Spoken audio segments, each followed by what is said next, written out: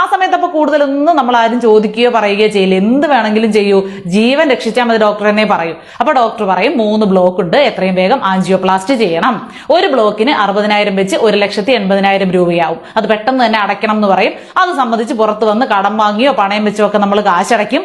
ഒരു രോഗിയോ അവരുടെ ബന്ധുക്കളോ ആൻജിയോഗ്രാമിന്റെയും ആൻജിയോപ്ലാസ്റ്റിയുടെയും CD ചോദിക്കില്ല എന്നുള്ളതാണ്. ആശുപത്രിക്കാർ തരുന്നുമില്ല. നേരത്തെ പറഞ്ഞല്ലോ 3 ബ്ലോക്ക് ഉണ്ടെന്നും അത് നീക്കിയെന്നും. ബ്ലോക്ക് നീക്കാൻ സ്റ്റെന്റ് ആണ് ഉപയോഗിക്കുന്നത്. ഇതിന് നമ്മുടെ രാജ്യത്ത് 7,000 രൂപ മുതൽ 30,000 രൂപ വരെയാണ് വില. ഏത് സ്റ്റെന്റ് ആണ് ഉപയോഗിക്കുന്നതെന്ന് ആരും തിരക്കുന്നില്ല. ഏതാണ് ഉപയോഗിച്ചതെന്ന് ആശുപത്രിക്കാർ നിങ്ങളോട് പറയത്തുമില്ല. അത് ചോദിക്കാനും അന്വേഷിക്കാനും നിയമപരമായി നമുക്ക് അവകാശമുണ്ട്. പക്ഷെ ആ സമയത്ത് അത് ചോദിക്കാനോ പറയാനോ ആരും നിൽക്കില്ല.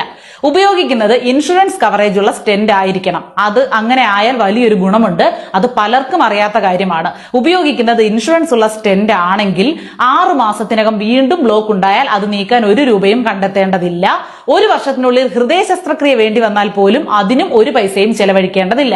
അതെല്ലാം ഈ സ്റ്റെന്റ് കമ്പനി ഇൻഷുറൻസ് വഴി ചെയ്യും. അത് അവരുടെ കടമയാണ്. പക്ഷെ സർക്കാർ ആശുപത്രി ഒഴികെ മറ്റൊരിടത്തും ഇത്തരം ഇൻഷുറൻസ് ഉള്ള സ്റ്റെന്റ് ഉപയോഗിക്കാറില്ല. ഉപയോഗിച്ചാൽ ചെയ്ത ചികിത്സാ കാര്യങ്ങളൊക്കെ കമ്പനിക്ക് നൽകേണ്ടി വരും. അപ്പൊ ചികിത്സയിൽ നടക്കുന്ന കള്ളത്തരം നടക്കില്ല.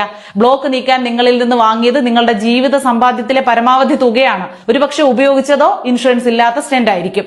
എപ്പോഴും ആൻജിയോപ്ലാസ്റ്റിക്ക് മുന്നേ ഇൻഷുറൻസ് ഉള്ള സ്റ്റെന്റ് ഉപയോഗിക്കാൻ ഡോക്ടറോട് പറയുക തന്നെ ചെയ്യുക. അത് കഴിയുമ്പോൾ ആൻജിയോപ്ലാസ്റ്റിയുടെ CDയും സ്റ്റെന്റിന്റെ ഇൻഷുറൻസ് ഡീറ്റെയിൽസും ആവശ്യപ്പെടുക. ആശുപത്രികളുടെ തട്ടിപ്പൊഴിവാക്കുക. ഈ ഒരു വിവരം നിങ്ങൾ പരമാവധി ഷെയർ ചെയ്യണം.